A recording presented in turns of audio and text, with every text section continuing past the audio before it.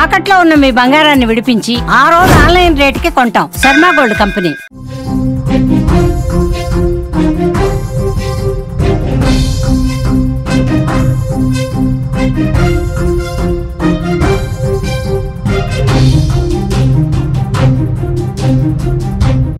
గుజరాత్ లో దారుణం చోటు చేసుకుంది. సహజీవన బంధంలో విషాదం చోటు చేసుకుంది. లేడీ ఏఎస్ఐని హత్య చేశాడు సిఆర్పీఎఫ్ కానిస్టేబుల్. ఇన్స్టాగ్రామ్ లో మొదలైన ఏఎస్ఐ సిఆర్పీఎఫ్ కానిస్టేబుల్ ప్రేమ 4 సంవత్సరాలుగా వీరు సహజీవనం చేస్తున్నారు. కొంతకాలంగా ఇద్దరి మధ్య కూడా విభేదాలు వచ్చాయి. ఆవేశంలో ఏఎస్ఐ గొంతు కోసిన సిఆర్పీఎఫ్ కానిస్టేబుల్ గా తెలుస్తోంది. ఆమె పనిచేస్తున్న స్టేషన్లోనే ప్రియుడు లొంగిపోయినట్లుగా కూడా సమాచారం. ప్రేమ డబ్బు వివాదమే వీరిద్దరి మధ్య చిచ్చుపెట్టినట్టుగా తెలుస్తోంది.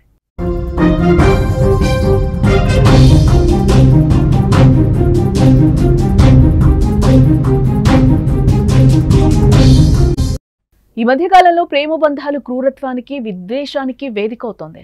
చిన్న చిన్న మనస్పర్ధలు, అనుమానాలు లేదా అహంకారాలు కోపాన్ని పెంచి ఒకరి ప్రాణాలను బలిగొనే స్థాయికి దిగజారిపోతున్నాయి. ఇటీవల దేశవ్యాప్తంగా అనేక ప్రాంతాల్లో ఇలాంటి ప్రేమ హత్యలు వెలుగులోకి వస్తున్నాయి.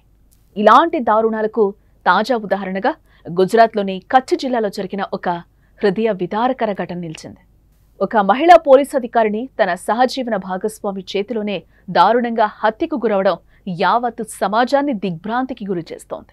గుజరాత్లోని కచ్ జిల్లా అంజర్ పోలీస్ స్టేషన్లో అసిస్టెంట్ సబ్ ఇన్స్పెక్టర్గా విధులు నిర్వహిస్తున్న 25 ఏళ్ల అరుణాబెన్ సతుబాయ్ జాదవ్ను ఆమె సహజీవన భాగస్వామి సిఆర్పీఎఫ్ కానిస్టేబుల్ దిలీప్ డాంగ్చియా దారుణంగా గొంతు కోసి హత్య చేశాడు.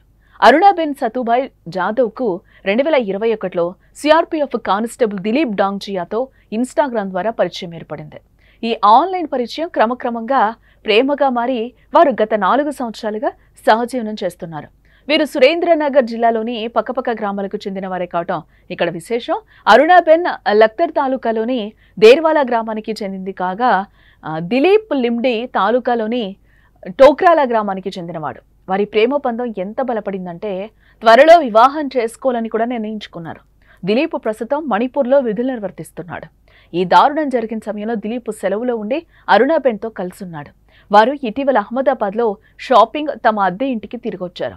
అంతా సవ్యంగానే ఉందని అనుకుంటున్న సమయంలోనే వారి బంధంలో చిచ్చురేకింది. వారిద్దరి మధ్య మాట పెరిగి వివాదం రాజుకుంది. వారిద్దరి వాగ్వాదం తీవ్ర స్థాయికి చేరగా దిలీప్ ఆగ్రహాన్ని అదుపు చేసుకోలేకపోయాడు. ఆవేశంతో అరుణాబెన్ గొంతు కోసి చంపేశాడు.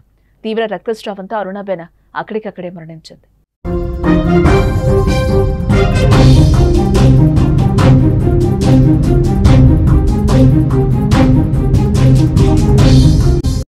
స్థానికుల సమాచారం ప్రకారం చూస్తే కొంతకాలంగా అరుణాబెన్ దిలీప్ల మధ్య చిన్న చిన్న గొడవలు జరుగుతూ ఉండేవట. అయితే హత్య జరిగిన రోజు రాత్రి పరిస్థితులు చేయి దాటిపోయాయి. రాత్రి 11 గంటల ప్రాంతంలో వివాహం చేసుకునే విషయంపైనే అరుణాబెన్ దిలీప్ల మధ్య తీవ్ర వాగ్వాదం జరిగిందని పోలీసులు గుర్తించడం జరిగింది. ఇద్దరి మధ్య డబ్బు వ్యవహారాలకు సంబంధించిన వివాదాలు కూడా ఉన్నాయని, ఇది వారి మధ్య సంబంధంలో కలతకు దారితీసిందని కూడా సమాచారం. పోలీసుల విచారణలో దిలీప్ తన నేరాన్ని అంగీకరించాడు.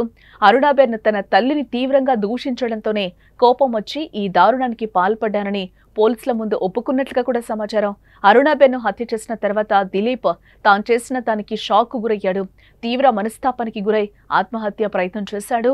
తన మణికట్టును కత్తితో కోసుకుని ఫినాయిల్ కూడా తాగడానికి ప్రయత్నించినట్లుగా తెలుస్తోంది.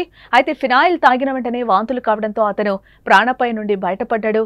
ఉదయం కాగానే తాను చేసిన నేరం నుండి పారిపోలేనని గ్రహించిన దిలీప్ మరుసటి రోజు 10 గంటల ప్రాంతంలో నేరుగా అరుణాబెన్ పనిచేస్తున్న అంజార్ పోలీస్ స్టేషన్కి వెళ్లాడు.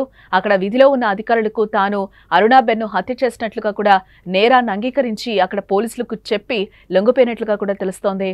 దిలీప్ డాంగ్చియా లొంగిపోయిన వెంటనే పోలీసులు దిలీప్ అరుణాబెన్ ఉంటున్న ఇంటికి వెళ్లి ఆమె మృతదేహాన్ని స్వాధీనం చేసుకున్నట్లుగా సమాచారం అయితే అందుతోంది.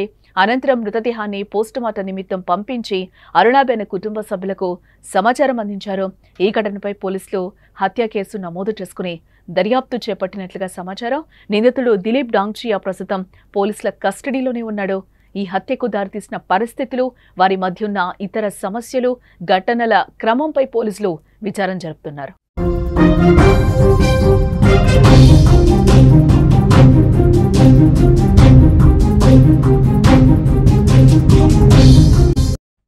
దారుణ ఘటన మరోసారి సంబంధాల్లో నమ్మకం, సహనం ఎంత ముఖ్యమో గుర్తు చేస్తోంది.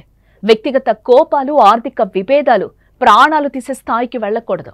ఇటీవల కాలంలో దేశవ్యాప్తంగా మనం చూస్తే ఇలాంటి ప్రేమ హత్యలు లేదా సహజీవన భాగస్వాముల మధ్య హత్యలు పెరిగిపోవటం ఆందోళన కలిగించే విషయం. ఢిల్లీలో జరిగిన శ్రద్ధా వాకర్ హత్య కేసు, ఆఫ్రిన్ హత్య, పూణేలో అఘోరా చేతిలో ప్రియురాలి హత్య వంటి సంఘటనలు సంబంధాలలోని చీకటి కోణాలను ఒకసారిగా బయటపెడుతున్నాయి. ఈ కేసులన్నీ ఒకే అంశాన్ని నొక్కి చెప్తున్నాయి. సంబంధాల్లో సమస్యలు వచ్చినప్పుడు హింసకు బదులుగా సంభాషణ, కౌన్సిలింగ్ వంటి పరిష్కార మార్గాలను అన్వేషించాల్సిన అవసరం ఎంతైనా ఉందని ఇక్కడ కనిపిస్తోంది.